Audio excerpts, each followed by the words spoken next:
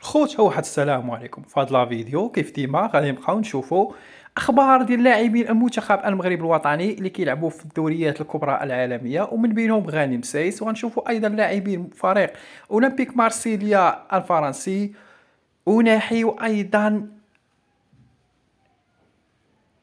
امين حارس، بالاضافه الى ابراهيم دياز لاعب ريال مدريد. غنشوفوا المستجدات ديالو واش قبل يجي المنتخب ولا لا. غنبداو بحال اللاعب سيس كما هو مؤكد الفريق ديالو كان قال بانه تعرض الاصابه.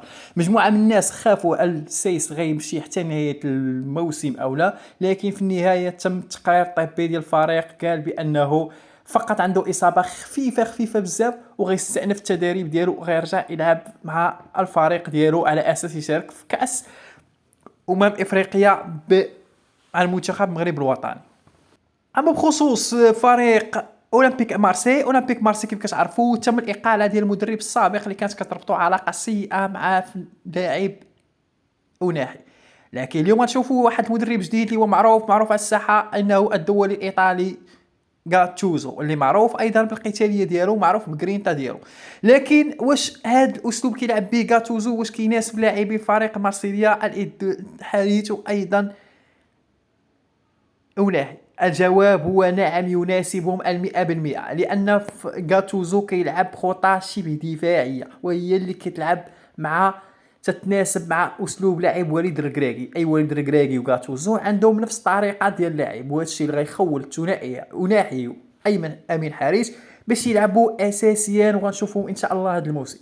لكن ما يعاب على غاتوزو هو انه متعصب بزاف، وهادشي شفناه في مجموعه من اللقطات، مجموعه ديال الفيديوهات اللي كيتسجل على المدربين وايضا على اللاعبين، وكيوصل لدرجه انه كيضربهم.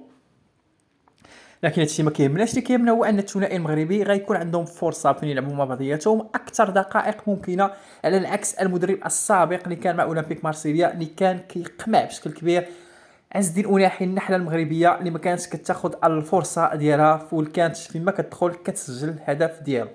هنا بعض اللقطات كنشوفوا ديال غاتوزو كيفاش كيتعامل مع بعض اللاعبين وبعض المدربين، واللي كنعرفوا او لا لا هنا في مقابله ديال الدير او لا لا لا لا لا لا. حتى ابراهيموفيتش فتا هو كلا قتله ديال العصا من عنده، وهنا كان كلشي كيعقل على نهار ضرب المدرب ديال الفريق الخصم ديالو.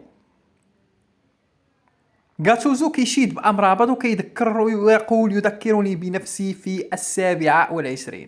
إذا هذه أخبار زوينة فيما يخص اللاعبين الدوليين المغربيين. خوتي فيما يخص اللاعب دياز ابراهيم دياز لاعب ريال مدريد اللي قدم مستويات رائعه مع فريق اسي ميلان بعد ما كان اعاره فيها من طرف ريال مدريد.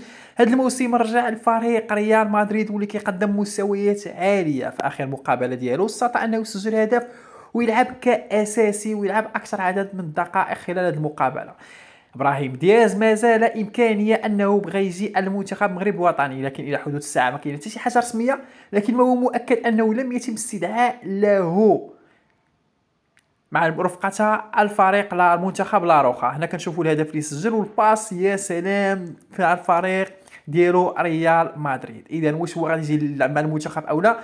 كيقولوا بانه نسبه كبيره بان ابراهيم دياز غادي يمثل المنتخب المغرب الوطني، خصوصا بعد توتر العلاقه ديالو مع مدرب منتخب لاروخا الاسباني.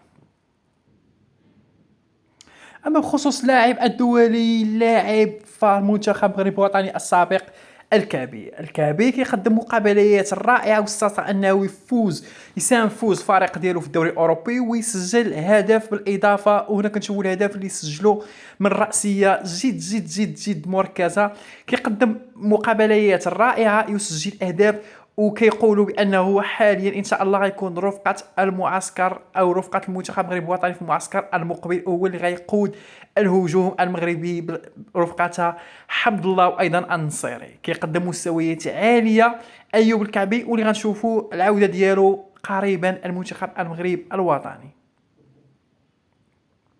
خوتي وصلنا لنهايه الفيديو، ما تنساوش انكم تخلينا واحد لايك جاي من هذا الفيديو. تهلاو في راسكم، الى اللقاء.